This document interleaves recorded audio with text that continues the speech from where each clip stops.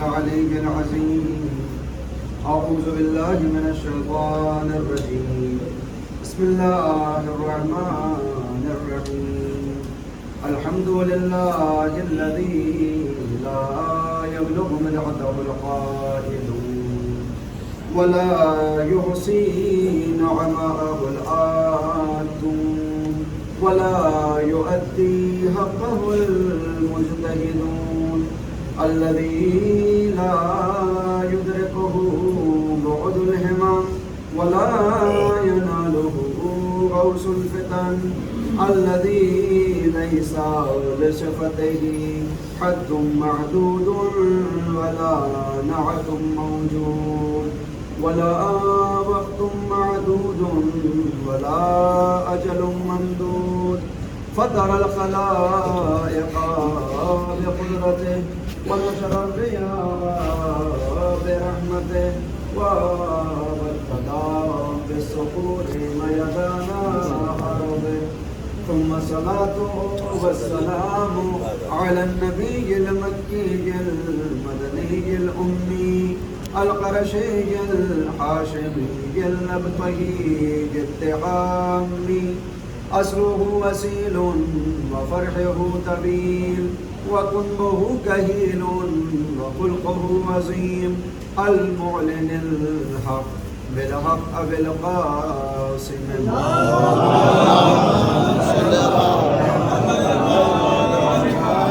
وعلى أهل بيته الطيبين الطاهرين المعصومين المظلومين المنتجبين المنتخبين الذين أذهب الله عنهم الرجس وطهرهم تطهيرا.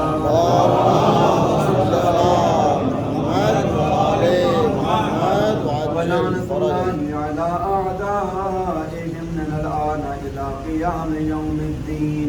أما بعد فقد قال الله سبحانه تبارك وتعالى في محكم كتابه الحكيم وهو أصدق الصادقين وقوله الحق.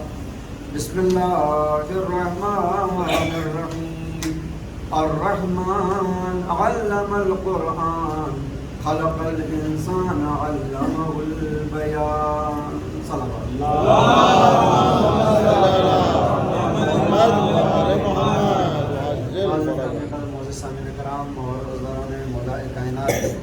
سب سے پہلے میں اپنی طرف سے اور آپ تمام حضرات کی طرف سے بارگاہ امام زمان میں ان کے جد امجد مولا امیر المؤمنین امام المتقین علیہ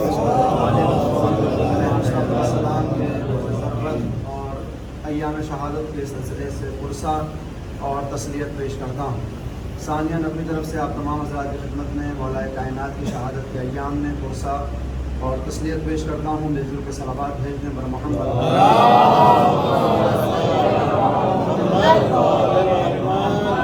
قرآن کریم کے سورہ رحمان سے ابتدائی آیات و کلمات جن کی تلاوت کا شرف حاصل کیا ہے آپ حضرات ماشاءاللہ ماہ مبارک رمضان میں قرآن کی تلاوت اور قرآت میں اپنے وقت کو صرف خرچ کر رہے ہیں. اور یہ وہ سورہ ہے کہ جس کی اکثر تلاوت بھی کی جاتی ہے اور جس کے معنی اور مفاہیم ہمارے ذہنوں میں محفوظ ہیں. خداوند عالم کا ارشاد ہے شروع اللہ کے نام سے جو رحمان و رحیم ہے. الرحمن یہ وہ پروردگار ہے جس کے اندر رحم پایا جاتا ہے اور ایسا رحم کہ جو کسی اور کے یہاں دیکھنے کو نہیں ملتا. علم القرآن یہ وہی رحمان ہے جس نے تعلیم قرآن دی اور قرآن کو سکھایا. خلق الانسان کو پیدا کیا. علمہ البیان اور پھر اس انسان کو بولنے کے لائق بنایا. اگر آپ غور فرمائیں تو اس سورے کی جو ترتیب ہے وہ ہمارے معاشرے کی ترتیب سے بالکل الٹ دکھائی دیتی ہے. ہمارے معاشرے میں رحمان تو البتہ رحمان ہی ہے، سب سے پہلے خداوند عالم ہے. لیکن جب سلسلہ عالم کا ہم معاملہ دیکھتے ہیں تو پہلے پیدا ہوتا ہے انسان، پھر بولنا سیکھتا ہے اور جب بولنا سیکھ جاتا ہے تو پھر اگر ذوق علمی ہو اور دینی ہو تو پھر اس کے قرآن کی تعلیم کا انتظام کیا جاتا ہے. یعنی ہمارے اعتبار سے قرآن کی آیات کا سلسلہ اس طرح سے ہے کہ الرحمن خلق الانسان علمہ البیان علم القرآن. لیکن اللہ نے جو ترتیب رکھی ہے وہ برعکس ہے. وہ کہتا ہے الرحمن علم القرآن. رحمان تو وہ ہے جس نے پہلے قرآن کریم کی تعلیم دی، خلق الانسان، پھر اس انسان کو خلق کیا، علمہ البیان، اور جب خلق کر دیا تو پھر اسے قابل گویائی بنا دیا گیا۔ قرآن کریم کی اس آیت کا مصداق تلاشنے کے لیے جب آپ اپنے معاشرے میں نگاہ ڈالیں گے تو آپ کو کوئی بھی ایسا مصداق نہیں ملے گا جو پیدا بعد میں ہو، تعلیم قرآن پہلے لے کر آئے۔ لہذا ہر مسلمان کے اوپر یہ واجب ہوگا کہ اس کے آستانے پہ سر جھکائے جسے اللہ نے حلال مشکلات کا درجہ دیا ہو، اور اب آ کر دیکھے کہ کائنات میں بس ایک ہی شخص نظر آتا ہے کہ جس کی تعلیم کا انتظام پہلے ہو اور دنیا میں وجود ظاہری بات نہ ہو۔ میں نے کہا میرے اللہ تو بات انسان کی کر رہا تھا، ہم بھی تو انسان ہیں، وہ بھی انسان تھا، پھر اس کو یہ شرف کیوں مل گیا کہ وہ تعلیم قرآن کو پہلے لے لے اور بعد میں پیدا ہو؟ ہم بھی انسانیت کا دم بھرتے ہیں، ہم بھی اولاد آدم ہیں، ہمارے اندر بھی یہ شرف ہونا چاہیے تھا کہ تعلیم قرآن پہلے ملے اور ہم پیدا بعد میں ہوں۔ آواز پروردگارائی کے معاملہ یہ ہے کہ تم انسان ہو اور وہ الانسان ہے۔ کاش متوجہ ہو آپ، تم انسان ہو اور وہ الانسان۔ اگر آپ غور فرمائیں انسان اور الانسان کے درمیان کا فرق کیا ہے؟ ہر زبان کے اندر جو ہم گرامر پڑھتے ہیں وہاں پر جب بات اسم یا ناؤن کی ہوتی ہے تو اس کی کچھ تقسیمات ہوتی ہیں۔ مثال کے طور پر جب آپ اسم کی طرف جائیں گے تو وہاں پر بحث ہوتی ہے کہ صاحب واحد ہے اور تثنیہ ہے اور جمع ہے، سنگلر ہے یا پلیورل ہے۔ پھر وہی ناؤن کی ایک بحث آتی ہے کہ جو اسم ہے یا معرفہ ہے یا نکرہ ہے، جس کو کہا جاتا ہے کہ یا پراپر ناؤن ہے یا کامن ناؤن ہے۔ ہر زبان کا قاعدہ اور قانون یہ ہے کہ جب کسی کامن ناؤن کو پراپر ناؤن بنانا ہو تو کچھ قاعدے لاگو کیے جاتے ہیں۔ انگریزی کا قاعدہ مشہور ہے، مجھ سے زیادہ آپ جانتے ہیں، استاد ہیں اس معاملے میں، کہ اگر آپ کو مین کے جو کامن ہے اسے پراپر بنانا ہو تو اس کے شروع میں ٹی ایچ ای لگانا پڑتا ہے تاکہ یہ پراپر ناؤن بن جائے۔ عربی کے اندر بھی جب اسم عام کو خاص بنانے کوئی چاہے تو 6 طریقے عارض ہوتے ہیں کہ انہی میں سے کوئی ایک قاعدہ جاری کر دیا جاتا ہے، عام کو خاص بنا دیا جاتا ہے۔ اللہ نے کہا کہ جب انسان عام ہوگا تو ترتیب ہوگی الرحمن خلق انسان، کاش متوجہ ہوں آپ، علمہ البیان علم القرآن۔ لیکن بات جب الانسان کی ہوگی جو خاص انسان ہے اس کے لیے ترتیبیں بدلے گی اور ہوگا الرحمن علم القرآن خلق الانسان۔ رحمان وہ ہے جو تعلیم قرآن پہلے دے اور اس الانسان کو پیدا بعد میں کرے۔ آئیے تلاشیں کہ وہ انسان کون سا ہے، ہمیں تلاش کرنے کی ضرورت نہیں ہے۔ وہی ممدوح کہ جس کی مجلس میں اس وقت بیٹھے ہوئے ہیں، جب اس نے اس کائنات عالم میں آنکھیں کھولنا چاہیں تو خانہ خدا کے اندر 3 دن تک رہنے کے باوجود ان آنکھوں کو نہ کھولا تاکہ امامت سب سے پہلے رسالت کے چہرے کی زیارت کرے۔ لہذا سرکار رسالت جس وقت آئے اور اب یہاں سے بیان کیا جاتا ہے کہ صاحب کعبے کی دیواریں پھٹ گئی، پیغمبر اسلام نے اپنی چچی سے کہا کہ میری امانت کو میرے حوالے کیجئے اور مولا کائنات کو حوالے کیا گیا پیغمبر اسلام کے، اور آنے کے بعد مولا نے کہا کہ توریت شروع کروں، توریت تمام ہو گئی، کہا موسیٰ سے بہتر پڑھی، زبور شروع کروں داؤد سے بہتر پڑھی، انجیل شروع کروں عیسیٰ سے بہتر، اور جب قرآن کریم کی تلاوت کرنا شروع کی تو فرمایا ویسے ہی تلاوت کرتے ہو جیسے میں تلاوت کرتا ہوں۔ حالانکہ معاملہ یہ اس وقت کا ہے کہ جب ابھی 30 عام الفیل ہے، یعنی پیغمبر اسلام نے ابھی رسالت کا اعلان نہیں کیا، پیغمبر اسلام کے اوپر وحی کا سلسلہ ابھی شروع نہیں ہوا، یعنی نہ تو مسلمان کوئی ہے اور نہ اسلام کا آتا اور پتہ ہے، نہ مسلمان ہے نہ قرآن ہے، مگر اللہ کا پیغمبر یہ کہہ رہا ہے کہ قرآن کی تلاوت ویسے کرتے ہو جیسے میں کیا کرتا ہوں۔ اس کا مطلب یہ ہے کہ یہ قرآنی تلاوت اس عالم بشریت سے پہلے کہیں اور بھی ہوا کرتی تھی کہ جہاں خدا بند عالم علم القرآن کا مصداق حاصل کر رہا ہے۔ اور آنے کے بعد جب قرآن کریم کی تلاوت ہوتی ہے تو آپ جانتے ہیں کہ مولا نے شروع کہاں سے کیا؟ قد افلح المؤمنون، مومن کامیاب ہے، اور اس کے بعد مومن کی صفات بیان کرنا شروع کی، الذین هم فی صلاتہم خاشعون، مومن وہ ہوتا ہے جس کی نمازوں کے اندر خضوع اور خشوع پایا جائے۔ عالم جوانی میں نے مولا کائنات سے عالم تصور میں پوچھا کہ مولا یہ بتائیے کہ اگر آپ کو قرآن کریم کی تلاوت کرنی تھی تو یا تو آپ ترتیب فعلی کے مطابق سورہ الحم سے شروع کرتے اور والناس کے اوپر آپ تمام کرتے، یا پھر ترتیب نزولی کا خیال کرتے اور اقرا بسم سے شروع کرتے اور اذا جاء کے اوپر تمام کرتے۔ یہ آپ نے درمیان سے قرآن پڑھ کر کیوں بتایا کہ قد افلح المؤمنون؟ عالم تصور میں جواب ملا کہ اس کے جواب 2 ہیں۔ پہلا جواب تو یہ ہے کہ میں بتانا چاہتا تھا کہ یہ عالم بشریت خوشحال ہو جائے کہ اگر یہ اپنے آپ کو مومن سمجھتے ہیں تو یہ یاد رکھیں امیر المومنین آ چکا ہے. اب اگر اس کے در پہ آنا ہے تو یہ 18 صفات اپنے اندر پیدا کرنی ہوں گی تاکہ علی کی امامت تم سے منسوب ہو جائے. اور دوسرا جواب یہ ملا کہ اگر قرآن کریم کی تلاوت اس طرح سے ترتیب سے کی جاتی کہ ہم سے شروع ہوتا اور الناس پہ تمام ہو جاتا تو بعد کے مسلمان یہ کہتے کہ صاحب جب علی آئے ہیں رٹا لگا کر کہ ہم سے شروع کرتے ہیں اور الناس تک تمام کرتے ہیں تو پھر آپ کو اعتراض کیا ہے؟ مولا نے درمیان قرآن سے مومن کی صفت بتائی. اور اب رک کے جملہ کہہ دوں کہ ہم وہ اہل تشیع ہیں کہ جو دم بھرتے ہیں کہ ہم علی کے شیعہ ہیں اور حسین کے عزادار ہیں. آپ علی اور حسین کی سیرت کو دیکھیے، ایک نے دنیا سے آتے وقت نماز کا تذکرہ کیا، دوسرے نے دنیا سے جاتے وقت سجدے کا تذکرہ کیا. صلوات بھیجنا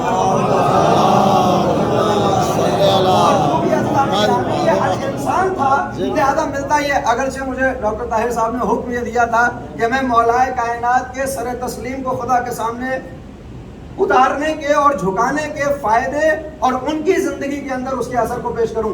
اگر موقع ملا تو چند باتیں آپ کی خدمت میں پیش کروں گا، لیکن یہاں سے ایک بات جو عرض کرنا چاہتا ہوں وہ یہ کہ یہ وہ علی ہے عزیزان گرامی کہ جس کے وجود سے پہلے ختمی مرتبت حضرت محمد مصطفیٰ صلی اللہ علیہ وسلم جو وجہ خلقت کائنات ہیں وہ اپنی رسالت کا اعلان نہیں کرتے، وہ اپنی نبوت کا اعلان نہیں کرتے. ہمارا بنیادی عقیدہ یہ ہے کہ پیغمبر اسلام اس عالم کائنات کے بننے سے پہلے بھی نبی تھے، لہذا وہ 40 برس کے بعد نبی نہیں ہوتے، مگر ہم منتظر تھے کہ کوئی تائید کرنے والا آ جائے، کوئی تصدیق کرنے والا آ جائے، کوئی ناصر و مددگار ہو تاکہ جس وقت میں دعویٰ توحید اور دعویٰ رسالت کو پیش کروں تو کوئی ایسا پشت پناہ ہو جو سہارا دے کہ جب دعویٰ کیا جا رہا ہے تو دلیل بھی ساتھ میں ہے اور یہ گواہ بھی ساتھ میں ہے. لہذا یہ مولا کائنات کے جن کے لیے ملتا ہے کہ قرآن کریم کی تقریباً 650 سے زیادہ آیتیں ایسی ہیں کہ جن کا مصداق مولا کائنات کو بتایا گیا.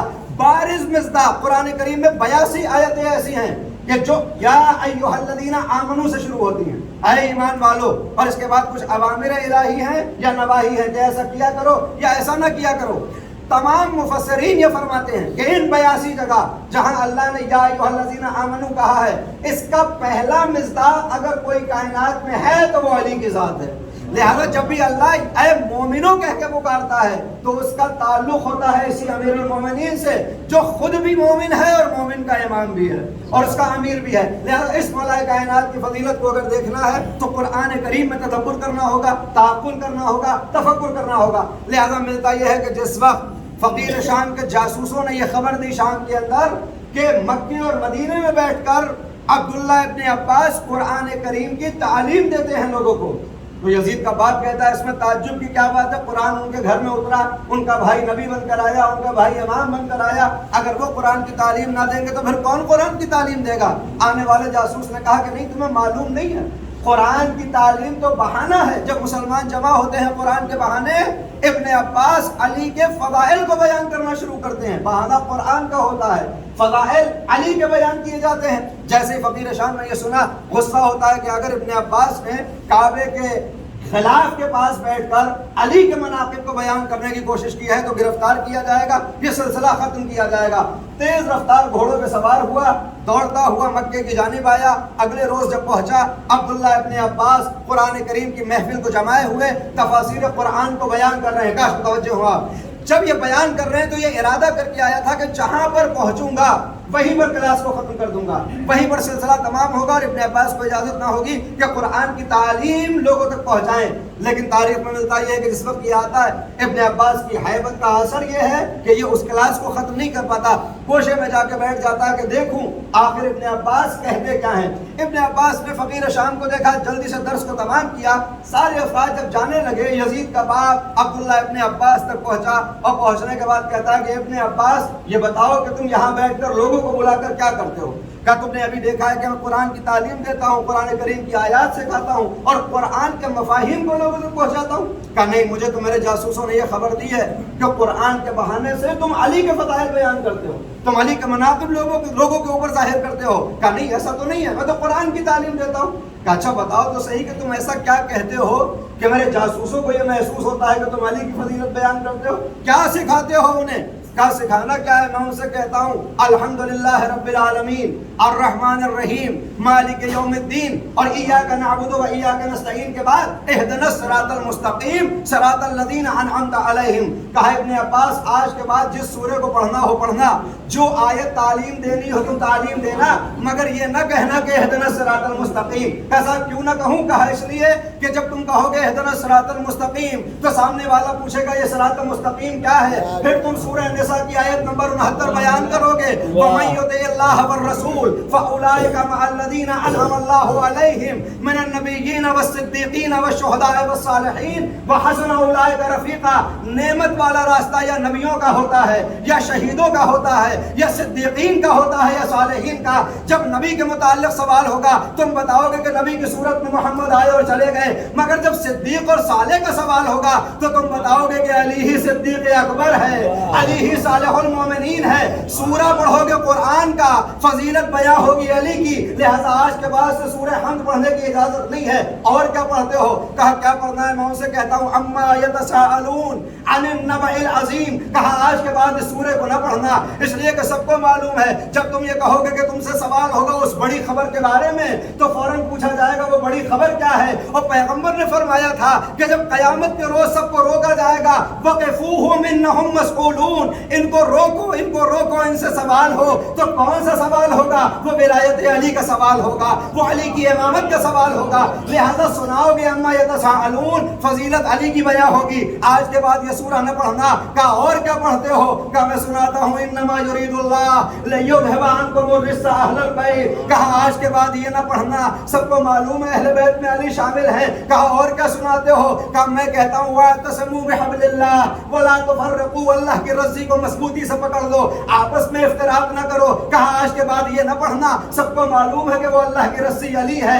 और क्या पढ़ते हो? कहा और मैं सुनाता हूँ कुल ला असअलुकुम अलैहि अजरन इल्ला अल-मवद्दता फिल कुर्बा। कहा आज के बाद ये भी न पढ़ना, सबको मालूम है कि मवद्दत जो मांगी गई है वो या अली की मवद्दत है या फातिमा की मवद्दत। लिहाजा कुरान की आयतें पढ़ोगे, अली की शान में कसीदे होते चले जाएंगे। आप यकीन जाने 65 आयतें इब्ने अब्बास ने पढ़ के सुनाई, ये कहता रहा ये न पढ़ना, ये न पढ़ना, ये न पढ़ना। अगर रोजा ना होता तो 64 में सुनाता। सलावत भेजे। सारी आयतें सुनाने के बाद इब्ने अब्बास ने मुस्कुरा के कहा देख मैं जो कुछ बयान करता हूँ तूने पाबंदी लगा दी, अब जरा तू ही बता दे कि अगर मैं कुरान सिखाऊं तो सिखाऊं क्या, मैं कौन सी आयत पढ़ूं, मैं कौन सा सूरा पेश करूं कि जहां अली ना हो। कहा इब्ने अब्बास ये तुमने अक़लाना सवाल किया है। कल से जब मुसलमान जमा हो तो इनसे कहना इज़ा ज़ुल्ज़िलतिल अर्ज़ु ज़िलज़ालहा व अख़रजतिल अर्ज़ु अस्क़ालहा व क़ालल इंसानु मा लहा। ए मुसलमानों जब ज़लज़ला आएगा रोज़ क़यामत, ऐसा ज़लज़ला जो ना इससे पहले आया था ना इसके बाद आने वाला है, ज़मीन अपने मादनियात को निकाल के बाहर फेंकेगी। व क़ालल इंसानु मा लहा, उस वक्त एक इंसान ऐसा होगा जो पूछेगा कि तुझे क्या हो गया। यौमइज़िन तुहद्दिसु अख़बारहा, ज़मीन अपनी अखबार को बयान करेगी। बस जैसे ही अपने अब्बास ने इतना सुना, मुस्कुराते हुए कहते हैं अमीर शाम क्या किया जाए, इन आयतों में भी अली पोशीदा है, अगर ये सूरा भी सुनाऊंगा तो अली आएगा। एक मरतबा घबरा के कहता है इस सूरे में अली का क्या काम, कयामत में अली कहाँ से आ जाएंगे। भाई कयामत में ज़लज़ला होगा, कायनात फना हो चुकी है, सारी कायनात आलम तबाह बर्बाद, और वहां पर अली कहाँ से आ गए। क्या तुम्हें नहीं मालूम कि जब पैगंबर इस्लाम इस दुनिया से गए अभी 2 बरस हुए थे कि मदीने में बड़ा ज़लज़ला आया, और जिस वक्त ज़लज़ला आया तो मौलाए कायनात मस्जिद नबवी में बैठे हुए कुरान करीम की तिलावत कर रहे थे। मुसलमान के जो पहले ही, मैं अक्सर कहता रहता हूँ कि अगर ये मुसलमानों के अकाबिर सहाबा उस दौर में ना होकर आज के दौर में होते तो कम से कम उस यहूदी अरब के पास गोल्ड मेडल होते दौड़ और भाग वाले ही डिपार्टमेंट। آنے کے بعد دوڑتے ہوئے آتے ہیں، یا علی آپ کو کچھ خبر بھی ہے؟ مدینے کے اندر زلزلہ آیا ہوا، آپ اطمینان سے قرآن کریم کی تلاوت کر رہے ہیں، چلیے گھر برباد ہو رہے ہیں۔ علی نے کہا ٹھہر جاؤ، آرام کر لو، کیا ماجرا ہے؟ کیا زلزلہ آ چکا ہے؟ مولا کائنات نے کہا ذرا لے کر چلو، کس عالم میں کس مقام پر زلزلہ ہے، کون سے نقصانات ہوئے؟ علی مسجد مدنی سے نکلے، مولا کائنات نبی کی مسجد سے نکلے، شہر مدینہ میں وارد ہوئے، زمین ہچکولے کھا رہی ہے، زمین پہ زلزلہ ہے۔ مولا کائنات نے اپنے قدم کو زمین پر مار کر کہنے کے بعد یہ کہا، ابو تراب تجھے حکم دیتا ہے کہ خاموش ہو جا، ابو تراب تجھے حکم دیتا ہے خاموش ہو جا۔ امیر شام وہ دن اور آج کی گھڑی جب یہ سورہ زلزلہ پڑھا جاتا ہے، اس داستان کو سنایا جاتا ہے، کاش متوجہ ہوں آپ، اس داستان کو سنایا جاتا ہے اور علی کی فضیلت سامنے آتی ہے۔ وہ کہتا ہے کہ یہ تو یہاں کا معاملہ ہے نا، مگر اذا زلزلت ارضوں میں تو قیامت کی بات ہو رہی ہے، وہاں علی کہاں سے آ گیا؟ کیا تم نے غور نہیں کیا جب زمین ٹوٹ جائے گی، ستارے برباد ہو جائیں گے تو قرآنی آیت ہے وقال الانسان ما لہا، ایک انسان ایسا ہوگا جو اس زمین سے دریافت کرے گا کہ تجھے کیا ہو گیا، اور صرف ایسا نہیں ہے کہ یہ پوچھے گا کہ کیا ہو گیا، یومئذ تحدث اخبارہا، یہ زمین اپنی اخبار کو بیان کرے گی، اپنے تمام مطالب کو پیش کرے گی۔ عزیزان گرامی، اگر قرآن کریم میں یومئذ تحدث اخبارہا نہ ہوتا اور وقال الانسان ما لہا پہ بات تمام ہو جاتی تو آج کا چالاک مسلمان انتظار کرتا کہ کہاں پر زلزلہ آ رہا ہے، جہاں زلزلہ آتا زمین پہ پیر مار کے کہتا کہ ما لہا تجھے کیا ہو گیا، اور کہتا دیکھو قرآن کی آیت میرے اوپر صادق آ رہی ہے، میں نے پوچھا ہے کہ ما لہا، کب پوچھنا شرط نہیں ہے، یومئذ تحدث اخبارہا، جب یہ سوال کرے تو زمین اپنی اخبار کو بھی بیان کرے، اپنی حالت کو بیان کرے۔ عزیزان گرامی، یہ عام انسان نہیں ہے، یہاں پر بھی شرط وہی الانسان والی ہے، وقال الانسان ما لہا، وہ ایک انسان ہوگا جو پوچھے گا اے زمین تجھے کیا ہو گیا۔ جب پیغمبر اسلام ختم مرتبہ حضرت محمد مصطفیٰ آپ سے پوچھا گیا کہ قیامت کے منظر میں یہ کون انسان ہوگا جو زمین سے دریافت کرے کہ تجھے کیا ہو گیا، یعنی کائنات تباہ ہو جائے تو یہ کون سا انسان ہوگا جو باقی رہے اور پوچھے کہ کیا ہو گیا؟ کہ یہ وہی انسان ہوگا جو کائنات کے بننے سے پہلے متولد ہوا ہو، کائنات کے تمام ہونے کے بعد بھی باقی رہے، وہ کوئی اور نہیں ہے۔ چونکہ تراب پہ پریشانی ہوگی لہذا ابو تراب میرا بھائی ہے، علی روز قیامت سوال کرے گا۔ پوچھنے والے نے پوچھا نبی خدا یہ تو حقیقت ہے، آپ نے بیان کیا، ہم نے یقین کیا، مگر اس کائنات میں اگر کوئی سب سے بڑا ہے تو وہ آپ ہیں، آپ نبی ہیں، آپ رسول خاتم الانبیاء بن کر آئے، لہذا اگر قیامت میں آپ سوال کرتے کہ ما لہا تو بات سمجھ میں آنے والی ہے، یہ آپ سوال کیوں نہیں کر رہے ہیں اور علی سوال کیوں کر رہے ہیں؟ کاش متوجہ ہو، ہے نا؟ ایک سوال پیدا ہو سکتا ہے کہ قیامت میں مولا کائنات سوال کیوں کریں گے ما لہا تجھے کیا ہو گیا، پیغمبر سوال کیوں نہیں کریں گے؟ پیغمبر نے جواب دیا ذرا یہ بتاؤ کہ جب باپ کے اوپر مصیبت ہو جائے اور آ جائے تو پھر دفاع کون کرتا ہے؟ کہا بیٹا آتا ہے۔ کہا اگر بیٹے کے اوپر مصیبت آ جائے تو دفاع کون کرے گا؟ کہا باپ کرے گا۔ کہا تم نے سنا نہیں ہے میں نے اس علی کو ابو تراب کہا ہے، میں نے اس علی کو ابو تراب کہا ہے، یہ زمین تراب ہے، لہذا روز قیامت جب اس پر مصیبت ہوگی تو چونکہ علی ابو تراب ہے لہذا سوال کرے گا کہ ما لہا۔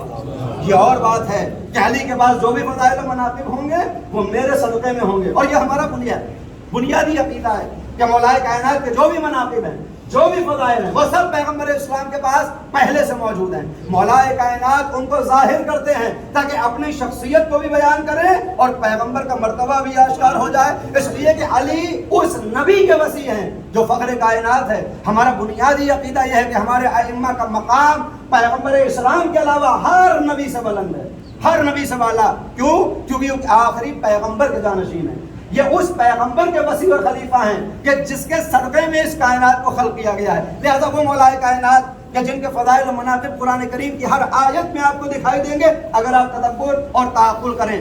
مگر یہ علی جب رات کی تاریکی میں خداوند عالم کو پکارنے کے لیے مصلی نماز کو بچھاتا ہے تو پھر حقیقی عبودیت اترتی ہوئی دکھائی دیتی ہے، اور پھر وہ ایاک نعبد و ایاک نستعین کا مصداق سامنے ہمارے ہوتا ہے۔ لہذا روایت میں ملتا ہے، غالباً حکمت نمبر 104 میں نوف بکالی یہ کہتے ہیں کہ راتوں میں سے ایک رات میں نے دیکھا کہ علی رات میں اپنے گھر سے باہر نکلے اور دیکھنے کے بعد آسمان کے اوپر نگاہ ڈالنی شروع کی اور مجھ سے یہ پوچھا کہ نوف بکالی سو رہے ہو یا جگ رہے ہو؟ مولا کائنات کے بہت بڑے صحابی ہیں، سو رہے ہو یا جگ رہے ہو؟ میں نے کہا امیر المومنین میں جاگ رہا ہوں۔ کہ جیسے ہی انہوں نے یہ سنا کہ میں جاگ رہا ہوں مجھے نزدیک بلایا، اب بلانے کے بعد کہا نوف طوبی لمن الزہد فی الدنیا والرغبۃ الی الآخرہ، ان کے لیے مبارکباد ہے، ان کے لیے خوشاب حالی ہے کہ جو دنیا میں زاہد ہیں اور آخرت کی طرف راغب ہیں، جو آخرت کی طرف جانا چاہیں اور دنیا سے اپنا پیچھا چھڑانا چاہیں۔ اور اس کے بعد مولا کائنات نے باقاعدہ طور پر اس زہد کی اور اس رغبت کی تعریف کرنے کے بعد بیان کیا کہ ایک بندے مومن کو دنیا کے اندر زندگی کیسے گزارنا چاہیے۔ اور پھر جب نہج البلاغہ میں آپ زہد اور رغبت کو تلاش کرنا شروع کریں گے تو جس طرح سے قرآن کریم کی 2000 سے زیادہ آیتیں زندگی کے بعد والی زندگی کی طرف اشارہ کرتی ہیں، 6500 آیتوں میں اگر آپ دیکھیں 2000 سے زیادہ وہ آیتیں ملیں گی جو قبر، برزخ، صراط، میزان کی باتیں کرتی ہیں۔ وہی نہج البلاغہ میں آپ کو کم سے کم 1/3 حصہ وہ نظر آئے گا جو آپ کو آخرت کی طرف بلاتا ہے، جو زہد کی طرف بلاتا ہے، جو ورع کی طرف بلاتا ہے اور تقوی کی طرف بلاتا ہے۔ لہذا مولا کائنات نے کہا کہ کامیاب وہی ہوگا جو دنیا میں زاہد قرار پائے اور آخرت کی طرف اس کی رغبت ہو۔ کسی نے سوال کیا کہ مولا یہ زہد کیا ہے؟ زہد کہتے کسے ہیں؟ یہ وہ علی ہے کہ جس کے اوپر فضائل و مناقب نے اجتماع کیا ہوا ہے، سارے فضائل اس کے دروازے پہ آتے ہیں، مگر جب یہ اللہ کے لیے مصلی نماز پر کھڑا ہوتا ہے تو روایات یہاں تک ملتی ہیں کہ بعض وقت ہمیں ایسا محسوس ہوتا تھا کہ علی نماز پڑھتے پڑھتے زمین پر گر گئے، ہم نے یہ محسوس کیا کہ شاید علی کی روح ان کے جسم سے نکل چکی ہے، ہم نے یہ محسوس کیا۔ ایک روز میں نے یہ محسوس کیا، قمبر کہتے ہیں میں نے دیکھا کہ علی کی روح جیسے جسم سے نکل گئی ہو۔ دروازے پہ آیا فاطمہ الزہرا کے اور آنے کے بعد میں نے کہا کہ بی بی مولا کائنات اس دنیا سے جا چکے ہیں، غالباً سلمان یا قمبر، مولا دنیا سے جا چکے۔ فاطمہ نے کہا تم نے ایسا کیا دیکھ لیا کہ تمہیں محسوس ہو رہا ہے کہ علی اس دنیا سے چلے گئے؟ کہ نماز پڑھتے پڑھتے اچانک میں نے دیکھا کہ علی زمین پر اس طرح سے گرے ہیں جیسے کسی کی روح نکلنے کے بعد اس کا بدن زمین پر گر جائے۔ زہرا نے کہا کہ کوئی تعجب کی بات نہیں ہے، علی دنیا سے نہیں گئے ہیں، یہ علی کا روز کا معمول ہے کہ جب اپنے آپ کو خدا کے حضور پیش کرتے ہیں تو اس ورع اور خوف اور خشیت الہی کی بنیاد پر ایسے ہو جاتے ہیں جیسے بے جان مردہ ہو۔ کون ہے وہ علی کہ جس کے اوپر میں بار بار کہہ رہا ہوں کہ 2000 آیتیں کہ جن میں قیامت کا تذکرہ ہے اور ہر مضمون مولا کائنات کے اوپر جا کر کھلتا ہے، 82 آیتیں جو مومنوں کے لیے وارد ہوتی ہیں ان سب کا مصداق علی قرار پاتے ہیں، مگر وہ علی جب اللہ کے سامنے آتے ہیں تو اس طرح سے خشیت ہوتی ہے جیسے روح حفظ انصری سے پرواز کر گئی ہو۔ لہٰذا اگر ہمارا یہ دعویٰ ہے کہ ہم علی کے ماننے والے ہیں، علی کے چاہنے والے ہیں اور علی ہمارے امام ہیں، تو ہمارے اندر بھی یہ زہد، یہ ورع، یہ تقویٰ، یہ خوف الہی ہونا چاہیے۔ لیکن دیکھا یہ جاتا ہے کہ ہم اس رنگین دنیا کے اندر اتنا زیادہ غم و غم ہو جاتے ہیں کہ ہماری یہ دنیا کس طرح سے تباہ و برباد ہو جاتی ہے کہ ہمیں خبر بھی نہیں ہوتی۔ سورہ حدید کے اندر آیت نمبر 20 میں اللہ کہتا ہے کہ اگر یہ دنیا کی زندگی تم نے آخرت سے نہ ملائی تو لعب اور لہو اور زینت و تفاخر و تکاثر میں تمام ہو جائے گی۔ وَاعْلَمُوا أَنَّمَا الْحَيَاةُ الدُّنْيَا لَعِبٌ وَلَهْوٌ وَزِینَةٌ وَتَفَاخُرٌ بَیْنَکُمْ وَتَکَاثُرٌ فِی الْأَمْوَالِ وَالْأَوْلَادِ۔ یہ دنیا کی زندگی اگر اللہ سے مربوط نہ ہو تو پھر کیا ہوتا ہے؟ کبھی لہو میں گزرتی ہے، کبھی لعب میں گزرتی ہے، کبھی زینت میں گزرتی ہے، کبھی تفاخر اور کبھی تکاثر ہوتا ہے۔ علماء مفسرین نے بتایا کہ یہاں پر 5 منزلیں دنیا کی زندگی کی بیان کی گئی ہیں اور ہر منزل کے لیے اللہ نے 8 برس کی زندگی کو معین کیا ہے۔ یعنی اگر اس طریقے سے دیکھا جائے تو انسان کے پاس بس 40 برس کی زندگی ہے جو دنیا کے اندر اس کو گزارنی ہے۔ 40 برس کے بعد جو ملتی ہے وہ اللہ کا کرم ہے۔ فرمایا کہ اعلموا حیات الدنیا لعب ولہو، شروع سے پیدا ہوا 8 برس تک کے جو زمانہ ہوگا یہ لعب میں گزر جائے گا، کھیل و کود میں۔ اس کے بعد 8 برس سے لے کر 16 برس کا زمانہ اب لہو میں گزرے گا، کھیل کود ہوگا مگر شہوتیں داخل ہو چکی ہوں گی۔ 18 سے 24 برس کا وہ زمانہ ہوگا کہ جب زینت تلاش کرو گے، ہر شہر میں زینت، ہر جگہ اپنے آپ کو مزین کرنے کی ایک چاہ ہوگی۔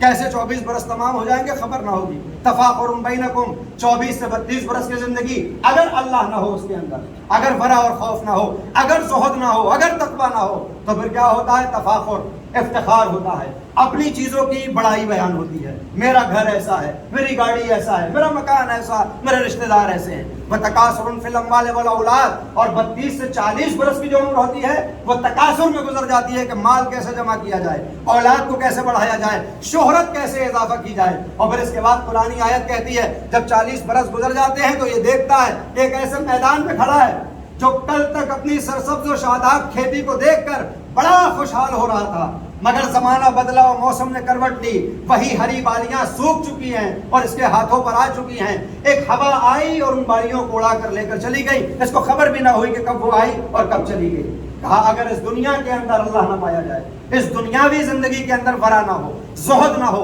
تقوی نہ ہو، تو انسان محسوس کرتا ہے پوری زندگی تمام ہو گئی اور اسرائیل بالین پہ آ چکا ہے، چلو وقت آ چکا ہے۔ اور اب یہ بندہ ہے جو اللہ سے کہتا ہے میرے مالک ایک موقع مجھے اور دے دے، ایک مرتبہ دنیا میں اور واپس چلا جاؤں تاکہ اب زندگی ویسے گزاروں جیسے تو چاہتا ہے۔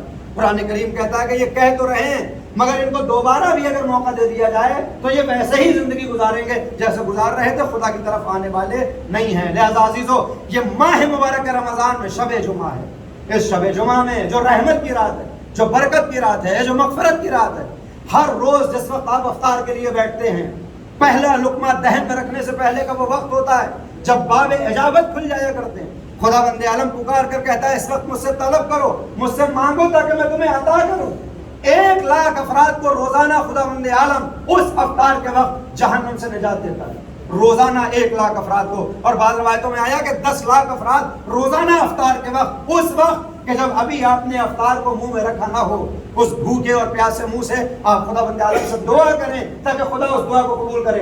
1,00,000 افراد کو جہنم سے نجات دیتا ہے۔ مگر جب شب جمعہ آتی ہے اسی ماہ رمضان مبارک میں، شب جمعہ سے لے کر عصر جمعہ تک خدا بند عالم ہر ساعت ہر گھنٹے 1,00,000 افراد کو جہنم سے آزاد کر دیا کرتا ہے۔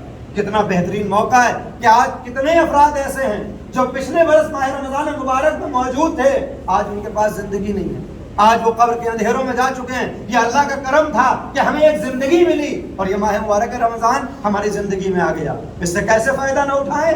آخر اس سے کیسے فائدہ نہ اٹھایا جائے؟ اس رات کو جاگ کر کہ جو شب قدر کی راتیں ہیں یہ تو کہ اللہ کو پکاریں اور بلائیں، اور آپ جانتے ہیں اپنے سے زیادہ ان کے لیے دعا کریں کہ جن کو اس وقت دعا کی ضرورت ہے۔ روایات میں آیا ہے کہ جب ماہ رمضان مبارک کی شب جمعہ آتی ہیں، عام شب جمعہ میں بھی ہوتا ہے مگر ماہ مبارک رمضان کی شبوں میں، خاص کر شب جمعہ میں، اللہ تمام مردوں کو یہ اجازت دیتا ہے کہ جاؤ اپنے گھروں کی طرف پلٹ جاؤ۔ اور جب وہ پلٹ کر آتی ہیں تو روایت ملتی ہے کہ جس وقت آپ افطار کر چکے ہوتے ہیں، بستر پہ لیٹے ہوتے ہیں، یہ دروازے پر آتے ہیں اور کھٹکھٹاتے ہیں دروازے کو، یہ دخل باب کرتے ہیں اور آواز لگاتے ہیں۔ کیسے آواز؟ جیسے دن کے اجالے میں کوئی گدھا اور فقیر دروازے پر آ کر بھیک مانگتے ہوئے کہتا ہے کہ میرے پیٹ کو بھر دو اور مجھے کچھ مال دے دو۔ یہ تمہارے آباء و اجداد جن کا مال تم تک پہنچا ہے، جن کے ورثے کے تم مالک ہو، یہ دروازے پر انہی گدھا اور فقیروں کی مانند آ کر کہتے ہیں اگر تمہارے پاس کچھ مال خدا سے باقی ہے تو ہمارے نام کا خرچ کرو۔ اور یہاں تک ملتا ہے روایات میں کہ وہ کہتے ہیں کہ اگر تمہارے پاس مال دنیا سے کچھ بھی نہیں ہے تو کھانا کھا چکے ہو، وہ جو بچا ہوا کھانا ہے، وہ جو بچی ہوئی ہڈیاں ہیں جن کو اب تم استعمال کرنے والے نہیں ہو، ان کو جانوروں کی طرف ڈال دو اور اس کا ثواب ہماری طرف بھیج دو۔ اتنے مجبور ہو جاتے ہیں قبر کے اندر جانے کے بعد۔ لہذا اس زندگی کی اہمیت کو سمجھیں، اس حیات کے تحفے کی وقت کو جانیں کہ عنقریب وہ وقت آنے والا ہے۔ آج کوئی اس طرح سے ہمارے دروازے پر گدائی کر رہا ہوگا، آج سے 10 برس کے بعد، 20 برس کے بعد، 50 برس کے بعد، میں کہتا ہوں 100 برس کے بعد وہ زمانہ آنے والا ہے کہ جب ہم بھی پلٹ کے آئیں گے اپنے گھروں کے اوپر اور اسی گدھا اور فقیر کی مانند آوازیں لگائیں گے کہ ہمارے نام پر کوئی کار خیر کر دو تاکہ ہماری مصیبتیں کم ہوں۔ اللہ اکبر۔ لہذا اپنے مردوں کو یاد رکھیے، اپنے مردوں کو یاد کریے۔ اور عزیزو، یہ تو ہمارے پاس افتخار ہے، وگرنہ دنیا میں جب انسان کسی بھی قوم اور قبیلے کا ہو، جب وہ مرتا ہے تو بس وہ مر جاتا ہے، مگر یہ اہل بیت علیہ الصلوۃ والسلام کا کرم ہے کہ ہم اپنے مردوں کو مرنے نہیں دیتے، ان کے صدقے میں ہم یاد رکھتے ہیں، اور یہ صرف ہمارے پاس ہے، وگرنہ ایصال ثواب کے راستے بقیہ تمام مذاہب میں بند ہو چکے ہیں۔ صرف یہ اہل تشیع کا وہ کاروان ہے کہ جن کے یہاں ایصال ثواب کا سلسلہ جاری ہے، ہم اپنے مردوں کو یہ ایصال ثواب کیا کرتے ہیں۔ آخری بات اور مجلس کو تمام کر دوں، ایصال ثواب عام طور پر ہمارے اپنوں میں سے بھی یہ اعتراض ہوتا ہے کہ صاحب زندگی میں جیسے بھی زندگی گزار کر چلے گئے، نہ کبھی نماز پڑھی، نہ کبھی روزہ رکھا، نہ کبھی حج، نہ زکوٰۃ، نہ مجلس، اور وہ مر گئے تو ان کے لیے ایصال ثواب ہو رہا ہے اور اس بنا میں وہ جنت چلے جائیں تو یہ بات اچھی نہیں ہے۔ یہ سوال کبھی کبھی اپنے یہاں سے بھی ہوتا ہے، اور جو ہمارے برابر کے مسلمان ہیں ان کے یہاں کیا دیکھا گیا ہے، وہ یہ کہتے ہیں کہ صاحب یہ ایصال ثواب ڈھونگ ہے، یہ سب مکاریاں ہوں، عیاریاں ہیں کہ انسان جب تک دنیا میں ہو کوئی عمل نہ کرے، جب وہ چلا جائے تو پھر اس کے لیے ایصال ثواب کیا جائے۔ مرنے والا مر گیا، اس کا نامہ عمل بند ہو گیا، اب اس کو کوئی فائدہ نقصان پہنچنے والا نہیں ہے، آپ پہنچاتے رہیے وہاں نہیں پہنچے گا، یہ کہا جاتا ہے۔ کہ کوئی ایصال ثواب کا فائدہ نہیں، یہ ہمارے دوسرے بھائی کہتے ہیں۔ مگر میں نے دیکھا کہ یہی برادران جو ہمارے بھائی ہیں، جو ہمارے بڑے بھائی، جو ایصال ثواب کے منکر ہیں، ایک کسی کے یہاں موت ہوئی جوان کی، جب اس کی موت ہوئی تو ضعیفہ ماں نے رونا شروع کیا، آہ و فغاں کے ساتھ، فریاد کے ساتھ جب رونا شروع کیا تو مفتی صاحب گھر میں آئے، اور آنے کے بعد انہوں نے کہا کہ صاحب اس ضعیفہ کو خاموش کروائیے، آپ کو معلوم ہے کہ اگر یہ روئیں گی تو مردے پہ عذاب ہوگا۔ کاش میں توجہ ہوا، ان کے رونے سے، ان کے گریے سے مردے کو تکلیف ہوگی، اس پہ عذاب ہوگا، ان سے کہیے یہ خاموش رہیں، ان کا رونا ان کے لیے عذاب بن جائے گا۔ جب میں نے یہ دو قول دیکھے کہ جب ہم ایصال ثواب کرتے ہیں تو پہنچتا نہیں، اس لیے کہ نام عمل بند ہو چکا ہے، اور جب وہ ضعیفہ اپنے جوان بیٹے پہ آنسو بہا رہی ہے تو یہ کہہ رہے ہیں کہ روئیے نہیں ورنہ ایصال عذاب ہو جائے گا۔ آخر ماجرا کیا ہے؟ یا تو نام عمل بند ہوتا ہے اور یا کھلا رہتا ہے۔ اگر نام عمل بند ہو چکا ہے تو ایصال ثواب بھی نہیں ہوگا اور ایصال عذاب بھی نہیں ہوگا، اور اگر نام عمل کھلا ہوا ہے تو اگر عذاب پہنچ سکتا ہے تو ثواب بھی پہنچ سکتا ہے، تو ایک ہی بات ہوگی۔ یہ دونوں باتیں کیسے ہو سکتی ہیں؟ میں سوچا کرتا تھا کہ دونوں باتیں کیسے ہو سکتی ہیں۔ آج سے تقریباً 8 برس پہلے آپ کی طرف ماہ رمضان میں مجھے جانے کا شرف حاصل ہوا غازی پور کی ایک بستی میں۔ برسات کا موسم تھا لیکن بارش نہیں ہو رہی تھی، اور جس وقت میں وہاں پہنچا ماہ رمضان مبارک میں تبلیغ کے لیے، بالکل نہ گھبرا، میں انشاءاللہ 8:30 سے پہلے ہی تمام کر دوں گا۔ جب میں وہاں پہنچا تو کچھ افراد مجھے لینے کے لیے پہنچے اور انہوں نے مجھے ریسیو کیا کہ صاحب چلیے مسجد نزدیک ہے، پیدل چلیں گے یا گاڑی لے کر آئے؟ میں نے کہا پیدل چلتے ہیں، جب پاس میں راستہ ہے۔ وہ میرے آگے آگے اور میں ان کے پیچھے پیچھے، مجھ کو ایسے راستے سے نکالا گیا جہاں پر دھان لگے ہوئے ہیں، اور میں نے دیکھا کہ سارے کھیت پیلے ہو چکے ہیں۔ میں نے کہا ابھی تک تو میں نے جو تصویریں دیکھی تھی اور آرٹ دیکھی تھی اور ڈرائنگ دیکھی تھی وہاں پر دھان ہرے دکھائی دیتے، یہ پیلے کیوں ہو رہے ہیں دھان؟ اس کا سبب کیا؟ کسی نے کہا کہ مولانا آپ کو معلوم نہیں ہے 1 مہینہ ہو گیا ہے پانی نہیں برس رہا، اور چونکہ پانی نہیں گر رہا ہے لہٰذا یہ سوکھنے کی کگار پہ آ گئے، یہ ختم ہونے والے ہیں، یہ زرد ہو چکے ہیں، یہ پیلے ہو چکے ہیں۔ میں نے کہا کوئی بات نہیں۔ دن گزرا، اپنی مستقر گاہ میں اپنے مکان میں آ کر رہنے لگا۔ 2 دن کے بعد کچھ مومنین جمع ہوئے، بولے مولانا ہم تو دعا کر کر کے ہار چکے ہیں، اب آپ ہی دعا کریے شاید خدا پانی برسا دے۔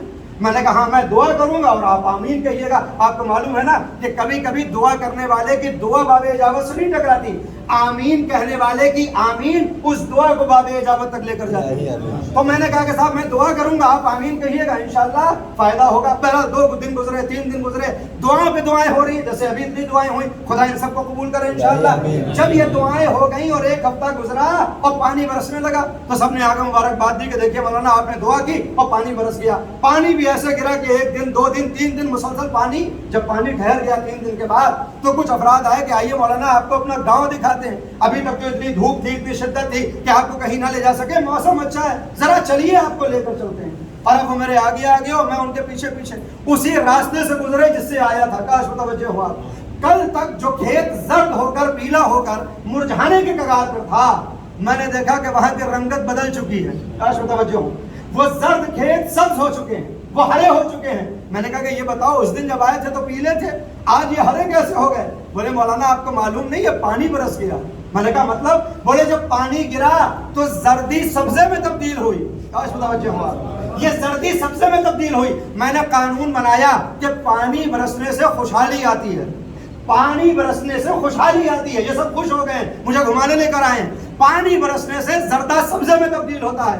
میں نے کہا ٹھیک ہے، میں سمجھ میں آ گیا مجھے پانی کی اہمیت کیا ہے۔ لیکن جیسے ہی 2 گلی آگے بڑھا جہاں سے آیا تھا، جیسے ہی وہاں پہنچا تو بدبو کا ایسا خمار اٹھا کہ وہاں پر سانس لینا دوبھر ہو گیا۔ میں نے کہا یہ بتاؤ یہ کس بستی میں لے آ گئے، یہ کون سی جگہ ہے، اتنی بدبو ہے، یہ کیسا عالم ہے؟ کہا مولانا آپ کو یاد نہیں، آپ ادھر ہی سے آئے تھے اس دن بھی آئے تھے، وہی راستہ ہے۔ میں نے کہا آیا تو ادھر صحیح تھا مگر اس دن کوئی بدبو نہ تھی، آج یہ اتنی بدبو کیوں ہے؟ کہا مولانا معاملہ یہ ہے کہ یہ وہ جگہ ہے جہاں ہم اپنا تمام گھر کا کوڑا کرکٹ ڈالتے ہیں۔ ہم نے کہا ٹھیک ہے تو پھر؟ بولے اس کرکٹ میں پانی گرنے کی وجہ سے بدبو اٹھنے لگی ہے۔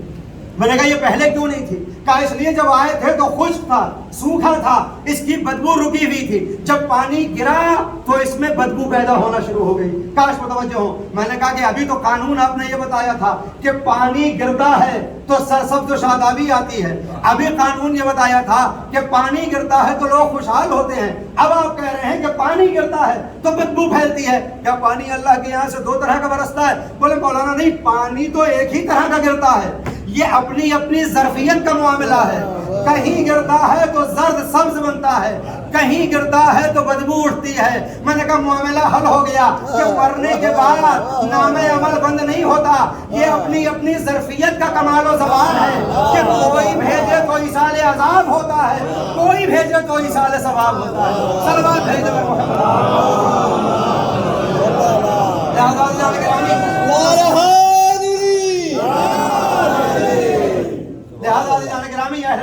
علیہ السلام کے صدقے میں ہمارے پاس یہ موقع ہے کہ ہم اپنے مرحومین کو عفو اور مغفرت سے دوچار کرا سکتے ہیں۔ مولا کائنات نے فرمایا تھا کہ اُہدوا لموتاکم، اپنے مردوں کو تحفے بھیجا کرو، اپنے مردوں کو تحفے بھیجا کرو۔ پوچھنے والے نے پوچھا کہ مولا کون سے تحفے؟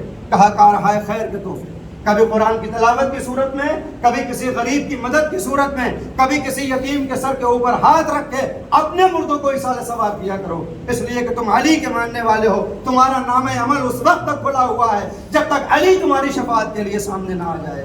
اللہ اکبر۔ لہذا عزیزو، اگر حقیقی معنی میں ہم نے اپنے تشیع کو پہچان لیا، حقیقی معنی میں ہم نے اپنی شیعت کو جان لیا، تو پھر دنیا میں بھی آسانیاں ہیں اور آخرت میں بھی آسانیاں ہیں۔ مگر اس شیعت کو پہچاننا ہوگا۔ ہمارا دعویٰ ہے کہ ہم شیعہ ہیں، مگر ہمیں دیکھنا ہوگا کہ حقیقی معنی میں ہم شیعہ ہیں یا نہیں ہیں۔ اس لیے کہ ہم خود 3 مرتبہ یہ اعلان کرتے ہیں اشہد ان امیر المؤمنین و امام المتقین، یہ ہمارا دعویٰ ہے کہ علی ہر ایک کا امام نہیں ہوتا ہے، علی متقی کا امام ہوتا ہے، علی ہر ایک کا امیر نہیں ہوتا، علی مومن کا امیر ہوتا ہے۔ لہذا اگر اپنے علی کی امامت چاہتے ہیں تو اپنے اندر تقویٰ پیدا کریں، اگر علی کو اپنا امیر بنانا چاہتے ہیں تو اپنے ایمان میں اضافہ کریں، اس لیے کہ یہ وہ علی ہے جس نے ہم کو بچانے کے لیے، ہماری شریعت کو محفوظ رکھنے کے لیے، ہمارے اسلام کی بقا کے لیے اپنے حق کو ضائع ہونے دیا۔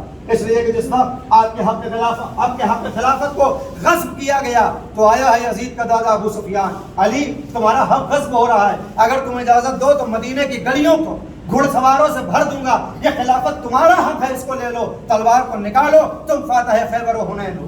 اگر ہم اور آپ ہوتے تو اس وقت کیا چاہتے اس سے زیادہ کہ اتنی فوج ہمارے پاس ہے، ہم اپنے حق کو لے لیں۔ مگر علی نے ایک جملہ کہا کہ یہ بتا کہ تو کب سے اسلام کا حامی ہو گیا، تجھے اسلام سے کب سے محبت ہو گئی، تو یہ چاہتا ہے کہ مسلمانوں میں اختلاف پھیلایا جائے، مجھے تیری مدد کی ضرورت نہیں ہے۔ علی 25 برس تک خانہ نشین ہے، اور اللہ اکبر، اور جب 25 برس کے بعد خلافت آئی ہے تو مولا نے نہج بلاغہ میں یہ ارشاد فرمایا کہ اس خلافت کے تاج کو جو کانٹوں بھرا تاج ہے، اپنے سر پہ صرف اس لیے رکھ رہا ہوں کہ روز قیامت تمہارے سامنے عذر کے دروازے بند ہو جائیں کہ علی نے خلافت کو قبول کیا تھا مگر تمہارے ایمان میں تب بھی اضافہ نہ ہوا، تمہارے اسلام میں کوئی فائدہ نہ ہوا علی کی اس خلافت اور امامت سے۔ لہذا تاریخ یہ بتاتی ہے کہ مولا کائنات کہ جو پیغمبر اسلام کے زمانے میں جانشین مصطفیٰ کی حیثیت سے پہچانے جاتے تھے، ان کا بغض جو دلوں کے اندر تھا پیغمبر کی زندگی میں ظاہر نہ ہوا، لیکن جیسے ہی پیغمبر نے آنکھوں کو بند کیا یہ بغض ظاہر ہوا، اور علی کے دروازے پر علی کو قتل کرنے کے لیے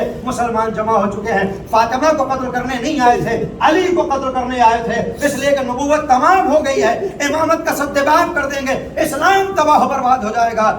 زہرا پہچان گئی کہ دشمن کی سازش کیا ہے، اے علی تمہاری امامت کو بچانے کے لیے، تمہاری ولایت کو بچانے کے لیے اپنے آپ کو قربان کر دوں گی، اپنے باپ کے دین کو برباد نہ ہونے دوں گی۔ یا علی یہ زہرا دروازے پر جائے گی، اور زہرا جب دروازے پہ پہنچی تو ظالموں نے جس طرح سے حضرت زہرا پہلو پہ دروازہ گرایا اور محسن کو شہید کیا، اس نے تاریخ میں کالے الفاظ میں یہ لکھا ہوا ہے کہ پیغمبر اسلام کی اکلوتی بیٹی کے اوپر ان مسلمانوں نے ظلم کیا جو لا الہ الا اللہ اور محمد رسول اللہ کا دعویٰ کیا کرتے تھے۔ لیکن عزیزو، مصیبت کا خاتمہ یہاں پہ نہیں ہوا، آ گیا وہ موقع کہ جب خانہ خدا میں غلاف کعبہ کو پکڑ کر چند خارجیوں نے یہ طے کیا ہے کہ ہم علی کو قتل کریں گے، علی کا خون بہائیں گے، اور آ گیا ہے ظالم کوفے کے اندر۔ عزیزان گرامی، جب سن 40 ہجری کا ماہ رمضان مبارک آیا تو روایت یہ بتاتی ہے کہ مسلمان اپنی داڑھی کے بالوں کو رنگ رہے ہیں، علی سے کہہ رہے ہیں یا علی ماہ رمضان آ چکا ہے، خضاب کیجئے۔ علی کا ایک جملہ ہے کہ اب علی کی یہ داڑھی علی کے خون سے خضاب ہونے والی ہے۔ ماہ رمضان کے دن گزرتے جا رہے ہیں، جب 17 ماہ رمضان آئی، مولا کائنات خطبہ اراد فرما رہے ہیں، دائیں جانب امام حسن، بائیں جانب امام حسین۔ اچانک مولا نے پوچھا بیٹا حسن بتاؤ رمضان کے کتنے دن جا چکے ہیں؟ بابا 17 دن جا چکے ہیں۔ اے میرے لال حسین رمضان میں کتنے دن باقی ہیں؟ ہے بابا 13 دن باقی ہے. کسی نے کہا مولا رمضان کے دنوں کو کیوں شمار کر رہے ہیں؟ کہا اس لیے کہ وہ وقت قریب آنے والا ہے جب علی اپنے رب سے ملاقات کرے گا. علی کا دستور یہ تھا کہ ماہ رمضان مبارک میں ہر روز اپنے ایک بیٹے یا بیٹی کے یہاں مہمان ہوتے تھے. جب 18 ماہ رمضان آئی علی اپنی بیٹی ام کلثوم کے یہاں مہمان تھے. افطار کا وقت آیا, کلثوم نے 2 طرح کی غذائیں لگائی. علی نے دیکھا کہ نمک اور سوکھی ہوئی روٹی بھی رکھی ہے, کچھ شیر بھی رکھا ہوا ہے. کہا میری بچی بتاؤ کبھی تم نے علی کو ایک وقت میں 2 نعمتیں کھاتے ہوئے دیکھا ہے؟ ایک نعمت کو ہٹا دو. ارے بیٹی تھی نا, باپ کی محبت دل میں تھی, نمک کو ہٹانے لگی. علی نے کہا ام کلثوم اس شیر کو ہٹا لو, اس لیے کہ ابھی بہت سے مسلمان ہوں گے جو اپنا افطار اس نمک پہ کر رہے ہوں گے. علی کے لیے یہ سوکھی ہوئی روٹیاں اس دودھ سے زیادہ عزیز ہیں. لیجیے علی نے افطار کیا. رات کی تاریکی بڑھنے لگی. شب قدر میں شب 19 ہے نا. ام کلثوم کہتی ہیں بابا نے مصلی بچھایا, نماز شروع ہوئی, مگر میں نے دیکھا کہ آج بابا کوئی مضطرب ہے. جیسے ہی کچھ وقت گزرتا ہے صحن میں آتے ہیں, ستاروں کو دیکھتے ہیں. جب رات ڈھلنے لگی تو میں نے کہا بابا اس اضطراب کی وجہ کیا ہے, آپ مضطرب کیوں ہیں؟ اے میری بچی میں دیکھ رہا ہوں وہ وقت آ گیا ہے جس کا وعدہ محمد مصطفیٰ نے کیا تھا. لیجیے سحر کا وقت قریب آیا. علی گھر سے مسجد کی جانب چلنے لگے. چند مرغابیوں نے راستہ روکا. کسی نے مرغابیوں کو ہٹانا چاہا. ایک مرتبہ علی تڑپ گئے, ان کو مجھ سے جدا نہ کرو, ابھی ان کی فریاد ہے, ابھی تمہارا لوہا بلند ہوگا. علی نے زنجیر در کو کھولا, مسجد میں تشریف لائے. وہ ظالم جابر جو اب تک خواب کے بہانے پڑا تھا, علی نے پکار کے کہا اپنے کام میں مصروف ہو جا. علی بھی اپنے کام میں مصروف ہے. علی نے نماز کو شروع کیا. پہلی نماز کا پہلا سجدہ ظالم نے ایک ایسا وار کیا, علی کا سر تو شکافتہ ہوا. فزت برب الکعبہ کی صدائیں. حسن نے نماز کو تمام کیا. باپ کو جو گھر کی جانب لے جانے لگے, علی کے پیر زمین پہ نہیں ٹھہرتے. لیجیے گلیم منگوائی گئی, علی کو گلیم میں رکھا گیا. حسن و حسین گھر تک پہنچا رہے ہیں. میں کہوں گا یا علی آپ اول مظلوم ہیں, مگر جب آپ کے سر میں کم از کم گلیم میں رکھا آپ کو گھر تک پہنچایا گیا, مگر ہائے کربلا میں حسین کچلا ہوا جنازہ علی بیمار دیکھ رہا ہے. زینب کی نگاہوں کے سامنے ہے. لیجیے علی جو گھر کی جانب بڑھے, کبھی حسن روتے ہیں کبھی حسین. علی کبھی حسن کو تسلی دیتے ہیں کبھی حسین کو تشفی. مگر جیسے ہی علی گھر میں داخل ہوئے زینب و کلثوم نے دیکھا, رونا شروع کیا.